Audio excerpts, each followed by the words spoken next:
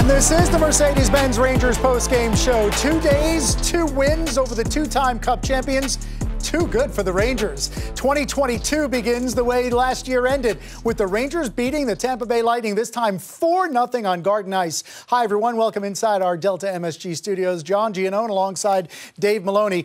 Dave, we have seen some high water marks this season, some highlights from the Rangers in the first 30-odd games. This has to be the highlight, beating this team the way they did. Well, it certainly does, and I couldn't help but think as this game wound down to the end. So you're sitting around, the Rangers schedule comes out, right? You look at games, it's going to be just about the halfway point. You're going to play the defending Cup champs back-to-back, prior to New Year's and right after. And, okay, we're going to draw it up this way.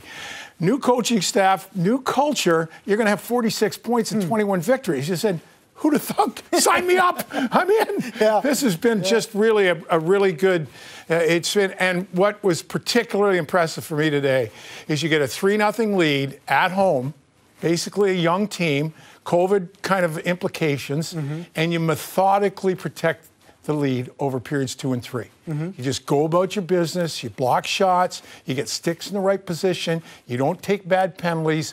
All those things, when we talk about the incremental growth of this hockey club, we saw in the last 2 periods, I thought, of this particular hockey. You know who might have thunk it? Golden Knights fans from 2018. They've seen Gerard Gallant do this thing before, and it has been impressive so far. We want to remind all our viewers, the Rangers postgame show, Mercedes-Benz Rangers postgame show, will be seen here on MSG until 3:30. Then you can jump over to MSG +2 as we will continue the postgame show. If you're looking for the Knicks and Raptors pregame show, that's on MSG2 right now. At 3:30, when they tip it off in Toronto, that game can be seen in its entirety on MSG. All right, we got that taken care of. Little tricky maneuvering for the viewership. Speaking of trick, how about Mika Zibanejad? What a day for him.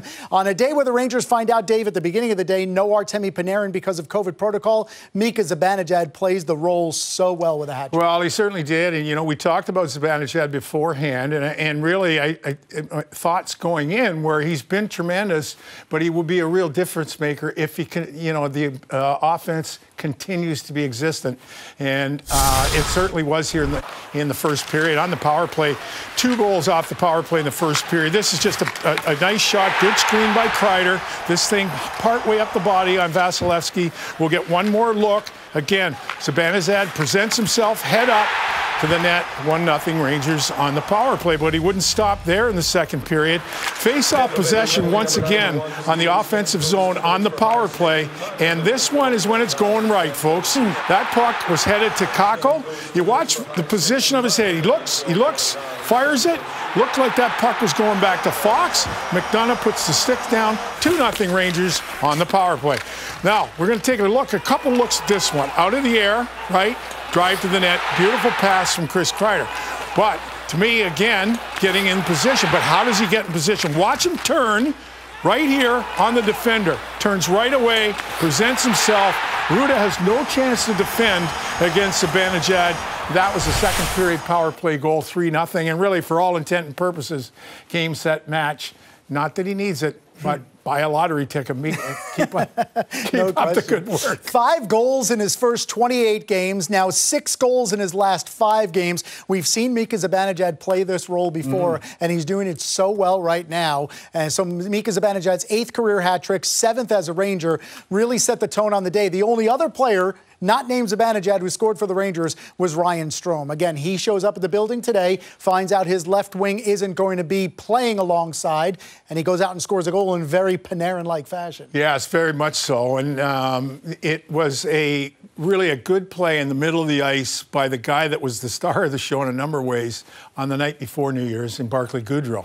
But in the meantime, as you really are more aware of Strome's play when he plays with somebody that can move the puck, he is sneaky finding open areas of the ice. The play develops here as it looks like that's the final after the puck gets turned over. He comes in late, right? There's the turnover. Watch the look. Right there is the look off of Goodrow.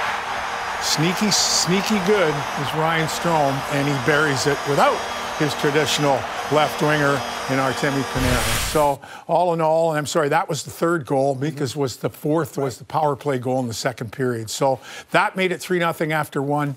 a good first period for the Rangers. Yeah, and that was all against Vasilevsky, who, had been in COVID protocol, hadn't played in the last 3 games, but had come in leading the league in victories. And, of course, we know what he did the last 2 years, winning Stanley Cups.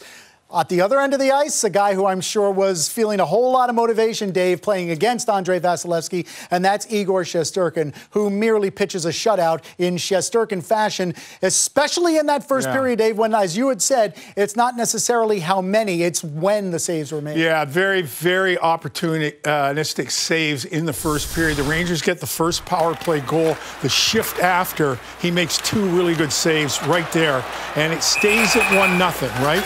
Continue along as the period goes along. He'd face 18 shots. There's that one. Wasn't even a fair catch. He grabbed it. But in the meantime, this is late on a power play. Still, the Rangers have 2-0. It's Tampa, and he just stands tall. 18 shots in the first period, and we hear the Igor chants, right? And that one, folks, was a beauty to end the first period. Would continue along. So Shesterkin with his 4th career shutout, his 2nd on the season, and kind of acknowledges the response. Boy, oh boy, I know we're celebrating Hank this month, but I'll tell you, it won't be long before Shesterkin will legitimately assume that mantle that Hank set over the course of his glorious career. What a afternoon for Igor Shesterkin. 18 saves in the first period, 11 in the second, 9 in the third. He is now 15-4-2 this season, and he receives the admiration of his teammates and the adulation of the Garden faithful.